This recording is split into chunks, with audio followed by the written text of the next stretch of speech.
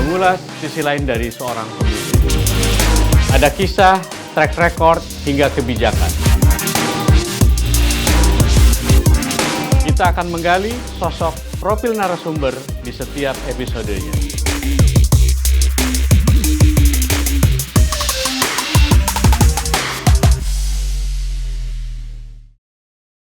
Assalamualaikum warahmatullahi wabarakatuh. Apa kabar pemirsa Banten TV? Senang sekali saya Lili Kulwatunimah kembali menjumpai Anda kali ini dalam program Melekat, Mengenal Lebih Dekat.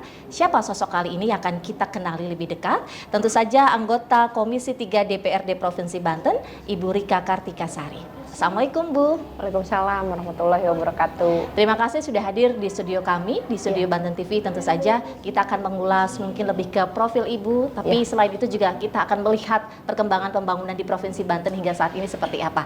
Saya ingin mengawali Ibu, boleh dibilang kan Ibu menjadi anggota Dewan itu sebenarnya dari DPRD Kabupaten Pandeglang tahun 2014 dan itu 2 periode.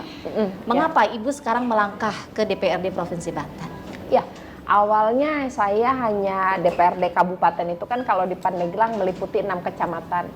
Nah, selama di DPRD Kabupaten, saya berfokus pada bagaimana saya mengabdi dalam tanda kutip pada 6 kecamatan ini. Dan provinsi ini kan dapilnya se-Kabupaten Pandeglang gitu.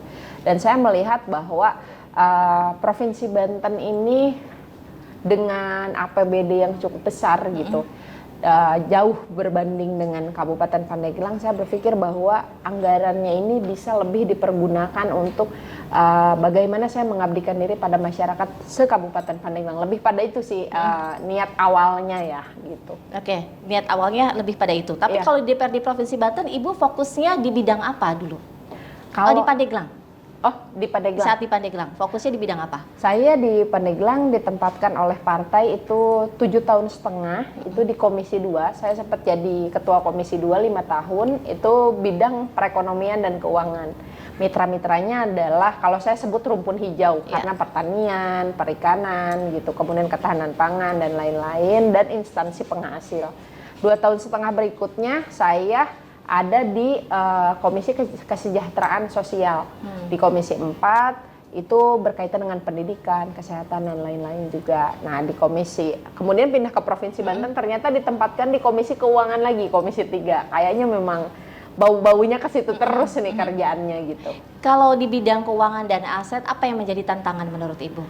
Baik di Kabupaten Pandeglang maupun di Provinsi Banten, tantangannya adalah inventarisasi aset daerah yang sejauh ini asetnya ada tapi legalitasnya masih jadi PR bersama. Maksudnya adalah bagaimana mensertifikasinya sebagai aset daerah. Bahkan di Pandeglang ada beberapa titik yang diakuinya adalah aset daerah, tetapi ternyata sempat jadi konflik hukum juga dengan warga bahwa itu ternyata warisan keluarganya dan lain-lain, dan ternyata di pengadilan kalah juga, akhirnya tidak dikuasai oleh pemerintah gitu. Oke, sebenarnya Ibu kan basicnya psikologi begitu ya, lalu kenapa terjun ke parlemen?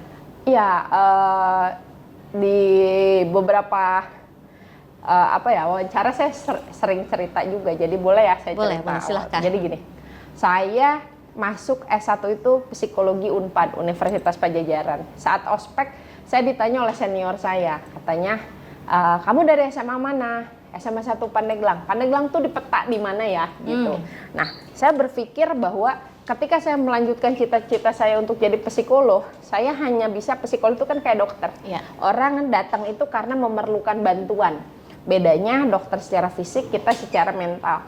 Nah, kalau misalnya saya hanya berfokus pada jadi psikolog membantu satu lawan satu gitu, satu orang atau satu unity, komunitas atau perusahaan, maka tidak akan bisa mengembangkan daerah saya. Jadi orang tetap akan bertanya Pandeglang di mana di peta gitu. Nah, saya berpikir bahwa karena orang tua saya politisi, bapak saya juga di politik juga, saya berpikir bahwa yang bisa mengembangkan daerah adalah kebijakan.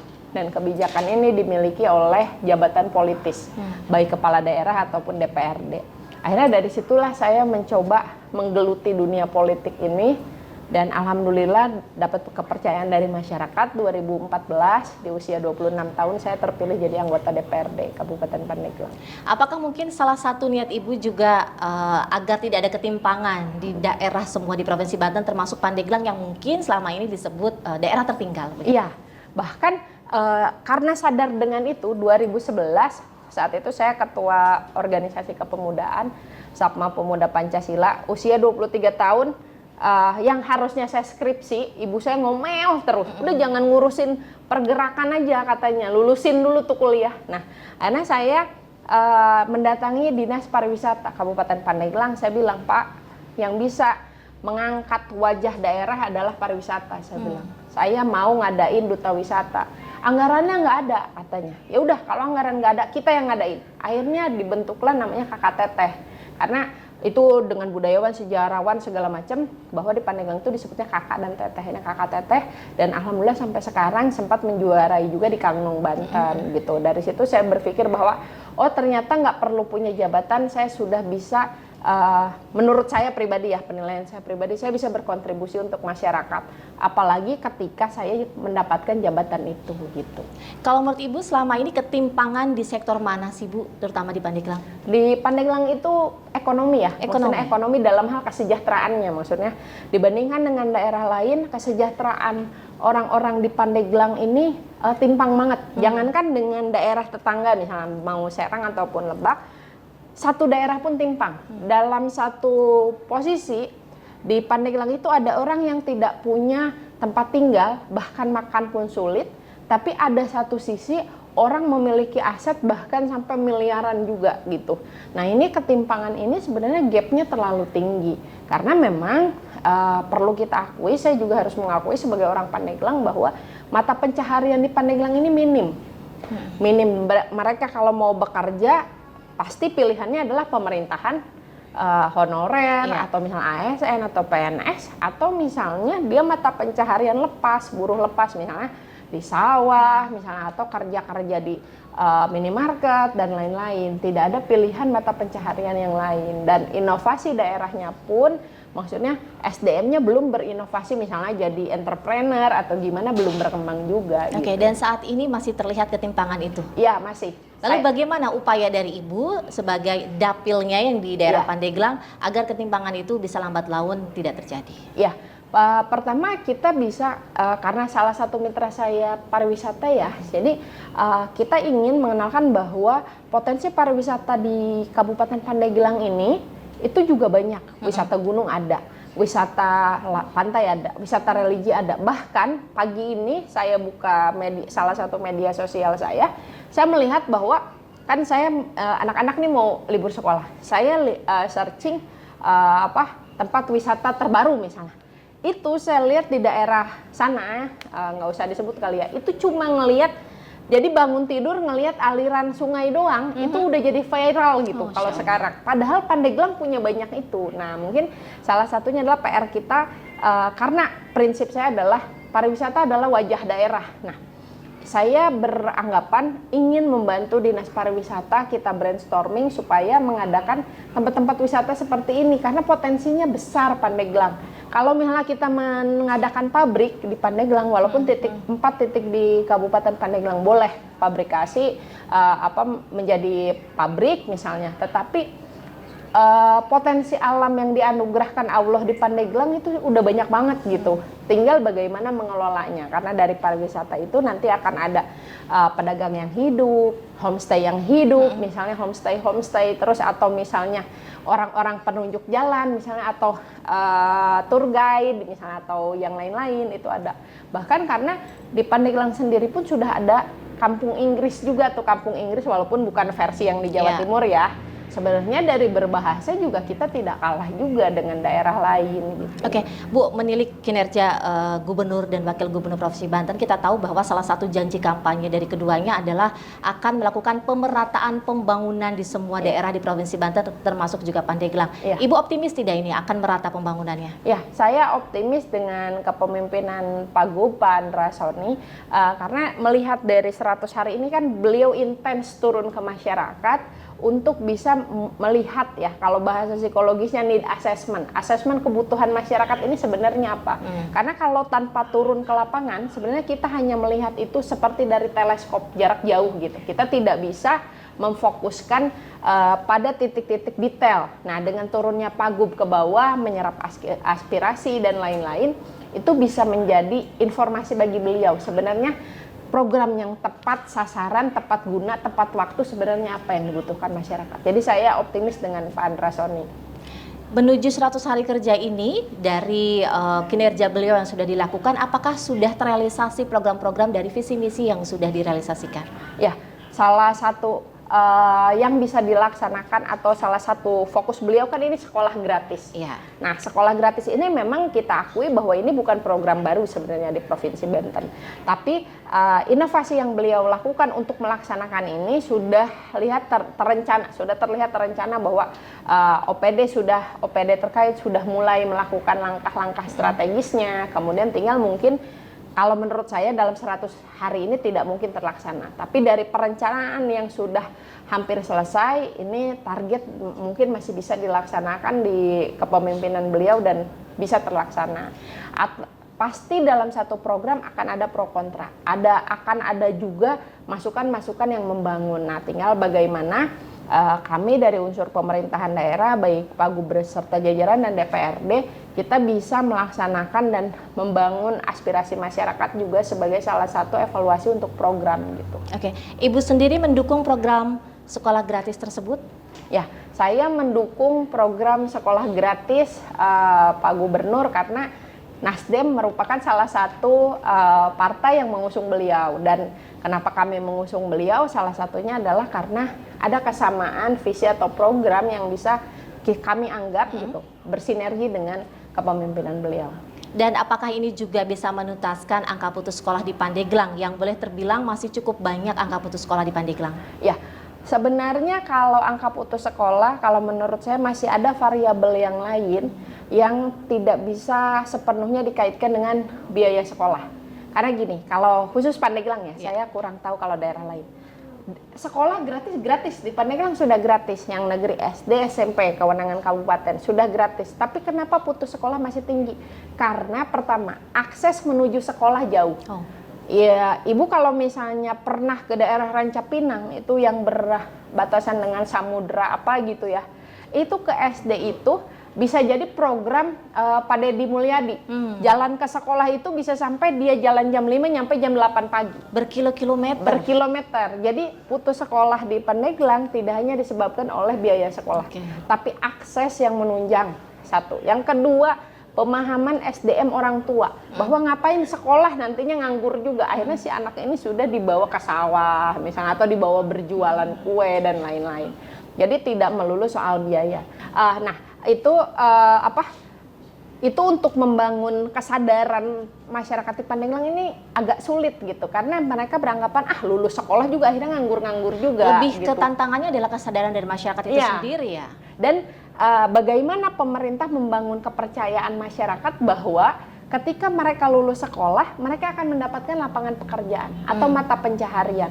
Nah, mindset orang Pandeglang ini masih kebanyakan bahwa lulus sekolah itu kerja gitu, bukan lulus sekolah menciptakan pekerjaan. Nah, makanya ini juga yang sebenarnya kalau menurut saya, ketika pariwisatanya baik, nah mindset entrepreneur ini akan terbangun gitu.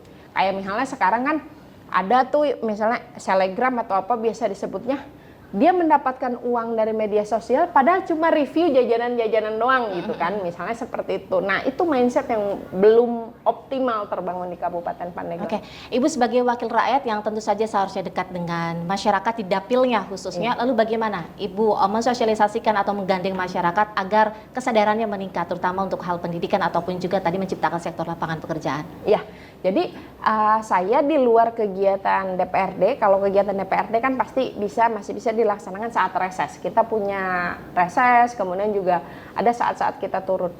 Salah satu keinginan saya, salah satu harapan saya sebagai anggota DPRD, saya membentuk namanya Rumah Rika, Bu. Rumah konsultasi dan advokasi perempuan dan anak di Kabupaten Pandeglang.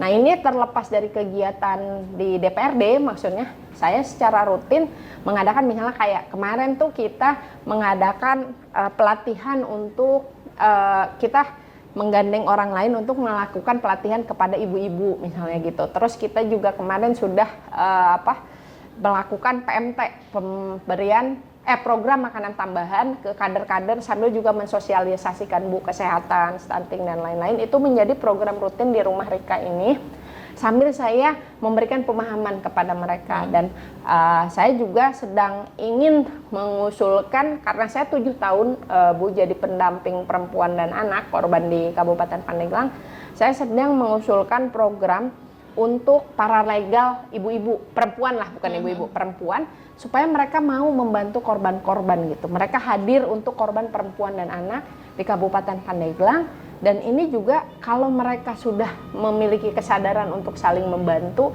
nanti kita akan adakan pelatihan lain lagi yang lebih worth it untuk ngisi cuan dalam tanda kutip gitu. Luar biasa sekali ya, bukan hanya jadi anggota parlemen tapi juga jadi pegiat perempuan dan anak begitu ya. Mungkin saya ingin Ibu sedikit membagi kisah tentang perjuangan Ibu tadi yang selain jadi anggota parlemen juga menjadi psikolog begitu ya.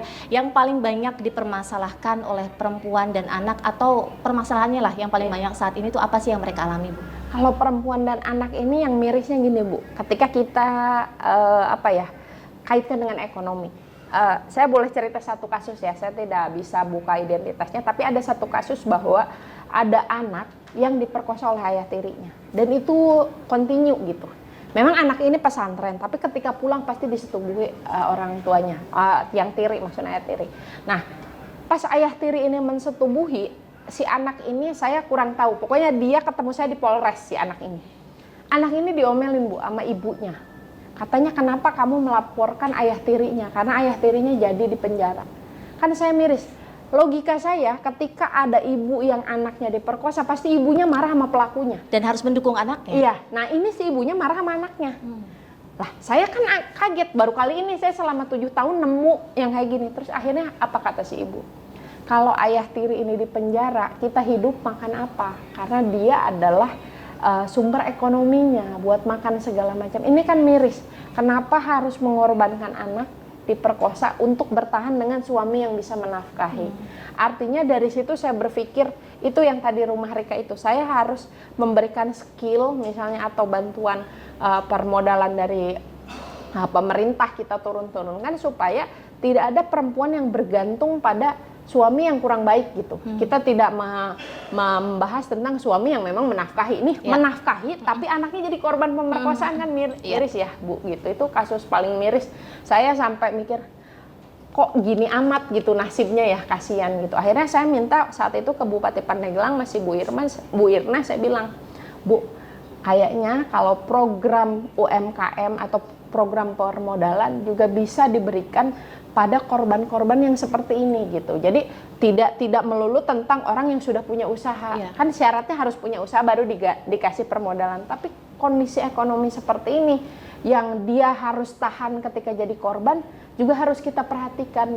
Misalnya lah dikasih permodalan buat dagang pecel misalnya atau dagang gorengan lah. Misalnya minimal dia tidak tergantung pada suami yang predator gitu. Oke, melihat banyak permasalahan yang dialami oleh perempuan dan anak, lalu menurut Ibu bagaimana program kerja dari gubernur dan wakil gubernur? Apakah ada atau banyak yang berpihak kepada perempuan dan anak? Sejauh ini di 100 hari ini saya memang belum melihat. Tapi besar harapan saya Pak Andra bisa melihat ini karena beliau terbuka untuk masukan ya. Jadi besar harapan saya aspirasi seperti ini bisa kita sampaikan. Kalaupun misalnya belum masuk dalam visi misi, insya Allah sebagai anggota DPRD Provinsi Banten dan kami mitra dalam pemerintahan, kita akan memberikan masukan kepada beliau juga. Dan ketika memang disampaikan, kita cari solusi bersama, win-win solution, bagaimana perempuan dan anak pun menjadi fokus di kepemimpinan Pak Andra Soni ini.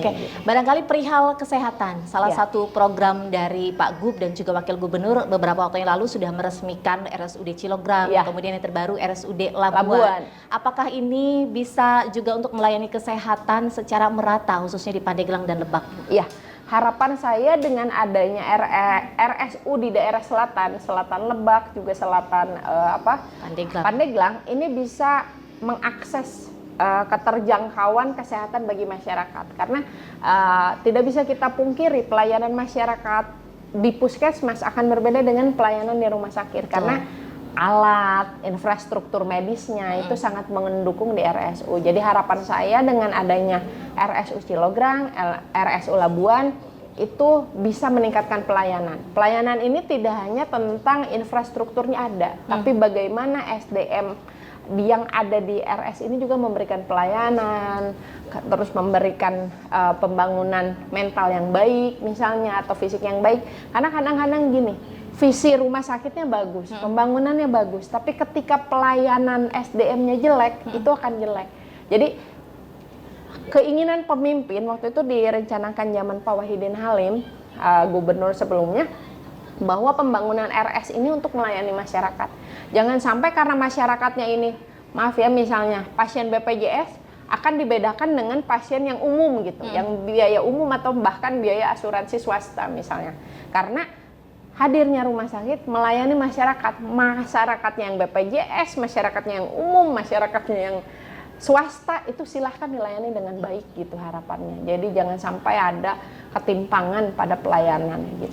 Tapi memangkah pelayanan kesehatan di Pandeglang saat ini sudah banyak dinikmati oleh masyarakat? Karena beberapa waktu yang lalu, Bu, sempat viral juga di berita kita, ada seorang ibu yang sudah melahirkan, pasca melahirkan ingin berobat lagi itu ditandu karena akses jalannya yang rusak parah. Bagaimana komentar itu? Memang beberapa kali terjadi, bahkan sempat viral juga. Waktu itu saya sempat mengkritisi ketika tahun 2016 posisi masyarakat ditandu di desa, salah satu desa di Cikesik, itu dia ditandu sampai puskesmas sedangkan jaraknya hampir lebih dari 10 kilo. Di sisi lain Bupati Irna beli mobil Prado 2 miliar. Nah itu sempat saya kritisi juga. Ini ketimpangan yang sangat-sangat kurang manusiawi. Kalau menurut saya kurang manusiawi dalam artian masyarakat membutuhkan akses jalan, 2 miliar untuk membangun jalan desa itu cukup, Bu. Walaupun hanya pengerasan, minimal motor lewat lah. Tapi memang, Desa Leuwi Balang, Kecamatan Cikesik. Memang Desa Leuwi Balang, Kecamatan Cikesik ini saat itu dilewati mobil 4x4 saja double handle itu sulit, Bu. Karena jalannya sempit dan tanah. Motor pun tergelincir. Makanya dia memilih pakai tandu daripada si pasien ini jatuh gitu. Di sisi lain, Ibu Irna membeli mobil Prado 2 miliar. Nah ini memang ketimpangan seperti ini yang menurut saya sebagai fungsi anggota DPRD, walaupun kita mitra pemerintah, di sisi lain kita juga adalah penyalur aspirasi masyarakat yang harus kita kritisi pada pemerintahan. Nah memang harus diakui bahwa masih ada kondisi-kondisi ini di Kabupaten Pandeglang.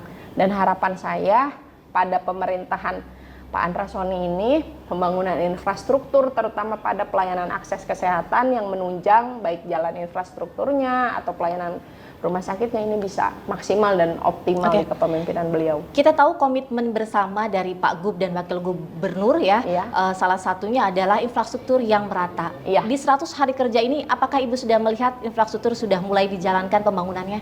Kalau pembangunan saya masih belum melihat bahwa ini pembangunan memang kepemimpinan Pak Andra. Karena kan pembangunan yang dilaksanakan saat ini adalah modal dari perencanaan tahun kemarin. Artinya yang dilaksanakan sekarang mungkin Pak Andra lebih pada bagaimana dia mengawasi atau memulai.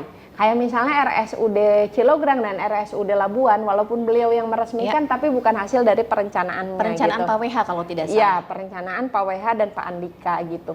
Jadi saat ini kalau 100 hari dalam pembangunan mungkin saya belum melihat, karena memang anggaran saat ini bukan perencanaan pada zaman beliau. Tapi di tahun depan kita bisa melihat bagaimana infrastruktur mungkin bisa menjadi komitmen utama Pak Andra Soni mungkin.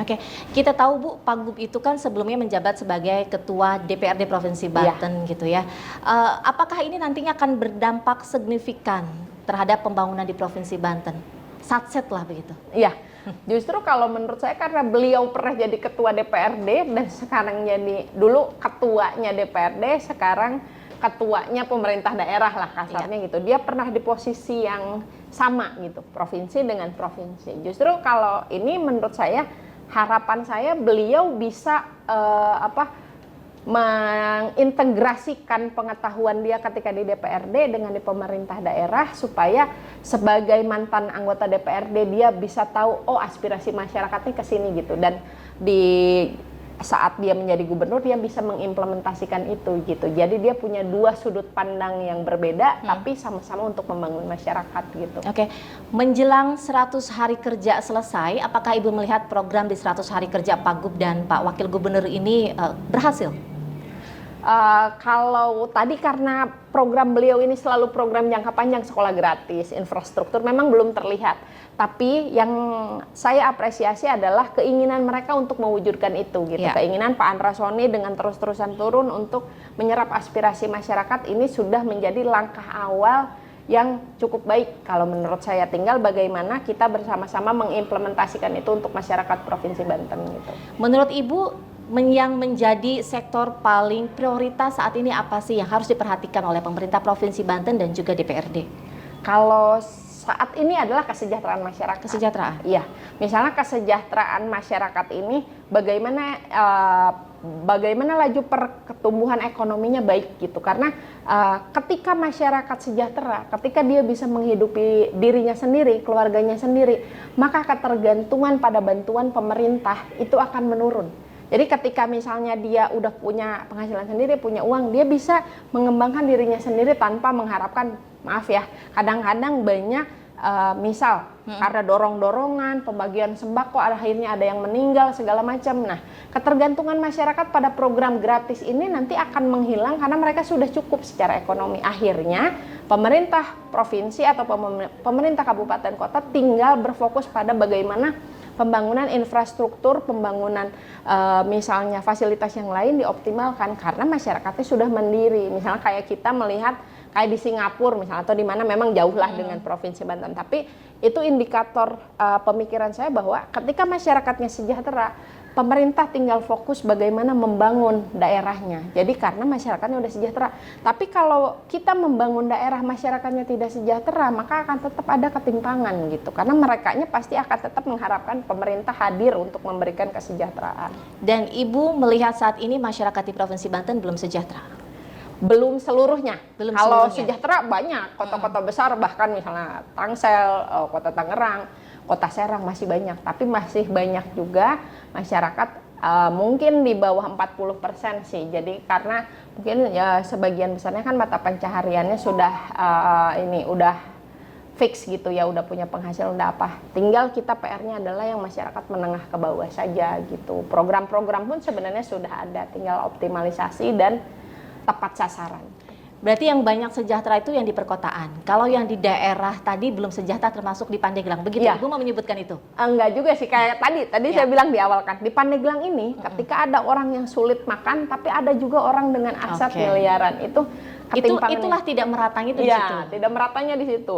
Mungkin kalau di presentase orang sejahtera di daerah perkotaan lebih banyak dibandingkan dengan Kabupaten Pandeglang misalnya. Tapi bukan berarti di Pandeglang tidak sejahtera, cuma itulah skupnya masih belum meluas gitu, masih di daerah, masih orang-orang tertentu gitu. Dan infrastruktur di Pandeglang sendiri pembangunannya sampai saat ini menurut Ibu juga masih belum rata atau seperti apa? Ya, kalau dilihat dari pembangunan Kabupaten Pandeglang ini masih terlihat daerah-daerah yang kurang baik ya infrastrukturnya. Misalnya tadi saya sebutkan, misalnya desa yang di Tandu-Tandu itu kan memang masih kurang. Dan di Pandeglang kalau kita melihat jalan bagus itu sebenarnya itu masih statusnya jalan nasional atau jalan provinsi. Kalau jalan kabupaten itu PR-nya masih banyak gitu. Makanya di kepemimpinan bupati dan wakil bupati yang baru diharapkan bisa menyelesaikan pembangunan infrastruktur itu gitu. Karena kepercayaan masyarakat yang diberikan kepada mereka adalah menggantungkan harapan mereka gitu terhadap pembangunan. Oke, lalu di 100 hari kerja program Pak Gub dan Wakil Gubernur, apa pengawasan dari pihak DPRD Provinsi Banten, Bu? Ya, kita misalnya kayak kemarin ya, kalau mitra saya misalnya Bapenda, kita melakukan pengawasan pada proses yang kemarin penghapusan denda misalnya salah satunya ya, kita turun bareng-bareng walaupun tidak selalu dengan Pagub turunnya, tapi karena mitra kita turun juga untuk melihat bagaimana proses dilaksanakannya ini. Ternyata masih ada kurang optimal pelayanan kalau menurut kami, terutama saya pribadi masih kurang optimal, misalnya kayak antrian yang masih panjang karena misalnya SDM-nya kurang dioptimalkan gitu, sedangkan kan peminat untuk bayar pajak banyak gitu. Nah ini tetap kita kawal, tapi terlihat bahwa ada angka peningkatan PAD yang signifikan ketika program ini diturunkan. Oke, kita tahu sebenarnya Pak Andra Sony dan Pak Dimyati ini kan 5 tahun dalam periodenya, tapi beliau juga mencanangkan 100 hari kerja itu ada beberapa poin yang memang mereka pengen diberhasilkan. Lalu apa harapan Ibu di 100 hari kerja ini yang paling besar apa? Harapannya adalah apa yang dicanangkan dalam program jangka pendek 100 hari ini bisa dilaksanakan supaya kepercayaan masyarakat kepada kepemimpinan beliau itu bisa maksimal. Karena indikator masyarakat adalah 100 hari kerja ini. Ketika 100 hari kerja ini tidak maksimal mereka manfaatkan, maka biasanya akan mempengaruhi kepercayaan publik. Walaupun tidak signifikan ya, karena tetap orang yang memahami itu akan menilai dari situ. Gitu. Oke, seberapa optimis Ibu di bawah kepemimpinan Pak Andra dan Pak Dimyati pembangunan di Provinsi Banten merata? Karena saya dari fraksi Partai Nasdem, saya optimis bahwa bisa dilaksanakan oleh Pak Andra Sony untuk pembangunan ini. Baik, terima kasih Ibu Rika sudah hadir di studio Banten TV. Dan pemirsa, demikian mengenal lebih dekat Ibu Rika Kartikasari, anggota Komisi 3 DPRD Provinsi Banten. Saya Lilik Hulwatunima dan yang kru yang bertugas mohon pamit. Wassalamualaikum warahmatullahi wabarakatuh. Waalaikumsalam warahmatullahi wabarakatuh. Terima kasih Ibu. Mengulas sisi lain dari seorang pemimpin. Ada kisah, track record, hingga kebijakan. Kita akan menggali sosok profil narasumber di setiap episodenya.